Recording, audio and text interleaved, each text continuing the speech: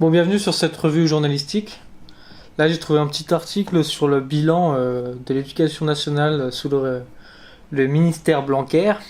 Donc, on va voir ce qu'il en est. C'est parti, écoutez. Alors, bilan, retour sur 5 années du gouvernement Macron, très actif du côté des réformes éducatives. Après Parcoursup et la réforme du bac, les relations entre le ministère de l'Éducation nationale et les enseignants du second degré n'ont jamais été aussi houleuses. Donc apparemment ça va mal. En cause des réformes qui touchent aux conditions de travail et aux missions des enseignants et le manque d'accompagnement. Rue de Grenelle, c'est un quinquennat très mouvementé qui s'achève. Nommé ministère de l'Éducation nationale le 17 mai 2017, Jean-Michel Blanquer aura étonné par son activité autant que par sa longévité. Il a duré tout le temps du quinquennat Macron, apparemment c'est rare. Dès son entrée en fonction, de nombreux chantiers éducatifs ont été lancés, notamment du côté des plus petits. Dédoublement des classes de CP et CE1, école obligatoire dès 3 ans, je savais pas ça, et du lycée. Parmi les enseignants, nombreux sont ceux qui se sont sentis malmenés et mal accompagnés dans ces réformes. Donc apparemment, maintenant on est obligé de mettre ses enfants à l'école dès 3 ans, donc à la maternelle je suppose. Des réformes du lycée, du bac et de Parcoursup, qui a fait grand bruit Parcoursup, menées au pas de charge. Ah oui, ça c'est sûr. S'il a toujours assumé donner la priorité à l'école primaire, l'ancien directeur général de l'enseignement scolaire, 2009-2012, s'est également attaqué au lycée et à l'orientation jusqu'à réformer l'irréformable. Attends, il a été directeur général de l'enseignement scolaire de 2009 à 2012, d'accord. Dès septembre 2018, un an et demi après l'arrivée d'Emmanuel Macron au pouvoir, les élèves de seconde intégraient un lycée nouvelle formule. 2 ans et demi plus tard, en juillet 2021, cette même cohorte a été la première diplômée du nouveau bac, qui a vu arriver le contrôle continu et la mise en place de parcours personnalisés à travers le choix de spécialité. Donc la spécialité se choisissant de plus en plus tôt. C'est le but de Parcoursup. Plus tôt en janvier 2018, ouvrait la première édition de Parcoursup. Cette plateforme façonnée avec le ministère de l'Enseignement supérieur venait remplacer ABP, rayée pour sa pratique du tirage au sort. La principale différence entre les deux procédures... Attends, je vais décaler comme ça, plus pratique pour mettre la cam. Plus tôt en janvier 2018, ouvrait la première édition de Parcoursup. Cette plateforme façonnée avec le ministère de l'Enseignement supérieur venait remplacer ABP, rayée pour sa pratique du tirage au sort. Donc ABP c'était... On va regarder c'est quoi ABP. ABP School, le guide complet de l'admission post-bac. Donc ça c'était en 2017. Donc c'est avant l'arrivée de Parcoursup. Alors, je suppose que ça doit être différent. Il y avait un tirage au sort, c'est ce qu'ils ont dit. Donc ça ils ont voulu changer ce côté hasard. Le côté hasard de ABP. La principale différence entre les deux procédures, l'instauration dans la plus récente d'une forme de sélection à l'université, notamment pour les filières en tension. Donc il y aura plus de sélection, ouais c'est ça, c'était la sélection à la fac, je me rappelle, moi qui étais à la fac à ce moment-là, qu'effectivement il y a beaucoup de manifestations par rapport à la sélection à la fac qui était jugée comme élitiste et injuste. Ces réformes d'ampleur ont été menées au pas de charge, puis malmenées par la crise sanitaire de 2020, 2021 et 2022. Si bien qu'à l'issue de 5 années intenses et agitées, les relations entre le ministère de l'Éducation et la grande majorité du corps enseignant ont rarement été aussi mauvais de l'avis de leurs représentants. La formation des professeurs à l'orientation parents pauvres des budgets. Ce constat, souligné régulièrement par les syndicats et associations disciplinaires, ne surprend pas Annick Billon, sénatrice UDI de Vendée. La co-autrice du rapport sénatorial établit le bilan des mesures éducatives du quinquennat, pointe d'emblée le manque d'accompagnement des enseignants dans cette période de mouvement. La clé de voûte de ce nouveau système, c'est l'orientation, résume-t-elle.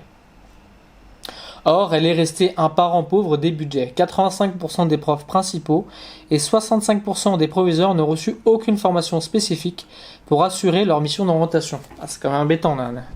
Tu vas orienter mais tu n'es pas spécialiste en orientation, ça reste compliqué quand même. Alors, le rapport remis le 23 février dernier souligne en effet une promesse non tenue de la réforme. la mise en place de 54 heures d'orientation annuelle au lycée, faute de dotation horaire globale suffisante dans un contexte de réforme du lycée fortement consommatrice d'heures pour les enseignants de spécialité et les options, de nouveaux élèves ne bénéficient pas de leurs 54 heures d'orientation annuelle, écrivent les auteurs de la commission culture et communication. Donc il y a le plan et il y a le suivi du plan qui n'est pas la théorie et réalité, on sait qu'il y a des différences souvent. Alors, la principale conséquence de ce manque de formation et de dotation est un mauvais accompagnement des élèves. À partir du moment où on propose des choix qui affectent durement et sans retour en arrière l'orientation des lycéens, il est nécessaire que les professeurs soient formés. Oui, ça c'est sûr que pour orienter, il faut quand même connaître un petit peu l'orientation, les formations, quelles filières, etc. Développe Annick Billon. Selon elle, ces effets étaient pourtant prévisibles. Ah oui, c'est sûr que si on met pas les moyens pour former les profs à orienter, ils vont mal orienter et pas à s'orienter, c'est évident. Le retrait des maths du tronc commun au lycée, une grave erreur. Ah, je savais pas ça, ils ont retiré. Si, je me rappelle, ils avaient retiré, ça fait scandale, ceci plus ou moins, surtout chez la droite. Au-delà de ces constats, la sénatrice regrette aussi l'absence d'études d'impact sur la réforme des lycées. Ce qui aurait pu être utile avant de retirer les maths du tronc commun du bac général, que le président candidat a promis de réintégrer s'il est réélu. Ah. D'accord, attends, c'est lui qui... Au-delà des constats, la sénatrice regrette, alors c'est lui qui a enlevé les maths et il promet de les remettre s'il est réélu. Donc là, logiquement, vu qu'il est élu, il devrait les remettre dans le tronc commun. Alors, c'était une grave erreur de supprimer les maths parce que ce gouvernement a affiché une volonté de lutter contre les inégalités hommes-femmes depuis le début du quinquennat. Or, ils n'ont pas mesuré les conséquences que cette suppression pourrait avoir sur l'orientation des filles. Aujourd'hui, on assiste à une orientation stéréotypée alors que c'est ce contre quoi ils voulaient lutter. Donc apparemment, supprimer les maths, ça a fait un espèce d'effet genré et les filles vont moins en filière scientifique. Enfin, d'après ce que je comprends implicitement de ce que je lis. Alors, en plus de la mise en place d'une réforme impopulaire et ce manque de formation aux nouvelles missions d'accompagnement, les enseignants ont été mis à rude épreuve pendant la crise sanitaire, a aussi observé Annick Billon. Les choses se faisaient au dernier moment, ils ont été malmenés et se sont sentis en difficulté. Moi, il y a un truc que je comprends pas, c'est que c'est des enseignants qui orientent les élèves, donc les 54 heures annuelles, mais il y a bien des conseillers et des conseillères d'orientation dans les écoles. Donc est-ce qu'ils les nomment enseignants, est-ce que ça fait partie des enseignants, ou est-ce qu'ils n'ont pas augmenté les conseillers et conseillères d'orientation dans les écoles, mais ils ont délégué la mission d'orientation aux enseignants en plus de leur mission habituelle d'enseigner, quoi. Ça, faudrait voir. De quoi renforcer l'animosité entre le ministère et les personnels. Le fait qu'ils ont été mis à rude épreuve dans la crise sanitaire. Si Annick Billon veut saluer la volonté de réformer du gouvernement, elle constate: le ministre a souhaité une école plus inclusive, l'école de la confiance. Ça, on s'en rappelle de Blanquer, sauf que la confiance n'est pas là. Alors, les revalorisations salariales prévues lors du Grenelle de l'éducation, loin des espérances. Donc apparemment, il n'y a pas eu trop d'augmentation salariale.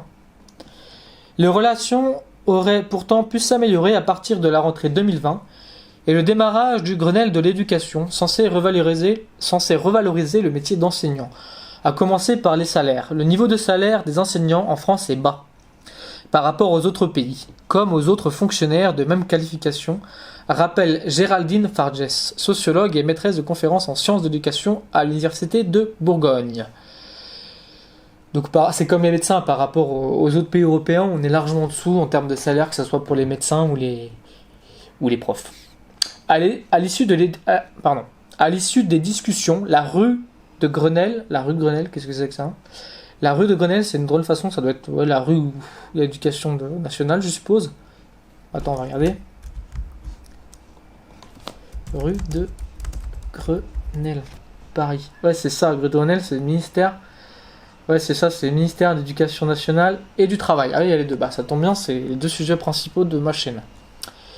Donc c'est cool, hein. Bien que je connaisse cette rue, du coup. À l'issue des discussions, la rue de Grenelle a promis 400 millions d'euros et de revalorisation en 2021, puis 700 millions en 2022, loin des espérances. Pendant le quinquennat, on peut noter la prime d'attractivité pour les enseignants en REP et REP+. Détail, Géraldine Farges. Bon, c'est quoi ça, REP et REP+, on va regarder. Hein. REP... Ah, c'est les régimes d'éducatrices prioritaires, c'est ça que maintenant qu'ils appellent. Ouais, REP+. Comment établissement, indice social... Ouais, c'est pas mal, ça faudra le lire ça. Bah je vais le lire après, tiens. On verra ce que c'est, je mettrai une autre vidéo par rapport à cet article qui a l'air intéressant pour savoir un petit peu de quoi ça... Qu'est-ce que ça signifie REP, REP+, dans le détail. Alors, on ne peut pas forcément pointer beaucoup plus, selon la sociologue, des revalorisations salariales sont attendues et n'ont pas été observées. Impact du manque de reconnaissance et de rémunération sur l'attractivité du métier d'enseignant. On sait que c'est en baisse, hein, la volonté de devenir enseignant. C'est pour ça qu'ils engagent des personnes qui n'ont pas le niveau de plus en plus pour enseigner aux élèves, surtout en primaire, où t'as pas besoin d'avoir... je crois que moi, avec ma L3 par exemple, je peux postuler comme prof de français en primaire. Pourtant, je fais des fautes partout. Mais ils sont tellement en déj de prof qu'ils engagent parfois un peu n'importe qui. Hein. Mais la question du salaire n'est pas forcément la plus centrale. La profession souffre d'un déficit de rémunération et de reconnaissance. Cela ne date pas de ce quinquennat, soulève Annick Billon. Un avis partagé par Géraldine Farges. Au global, c'est sûr que les conditions ne se sont pas améliorées. Donc, se sont pas améliorées, mais c'est pas Macron qui les a créées. Hein. C'est pas le gouvernement Macron. À travers conditions, il faut notamment comprendre autonomie. Okay. Avant, ces métiers étaient très autonomes. Maintenant, c'est très cadré par les textes officiels, notamment sur les méthodes pédagogiques. Ah d'accord. Donc les conditions d'enseignement sont affiliées avant où c'était plus autonome que maintenant, où il y a beaucoup de textes à respecter, c'est très normé, on va dire.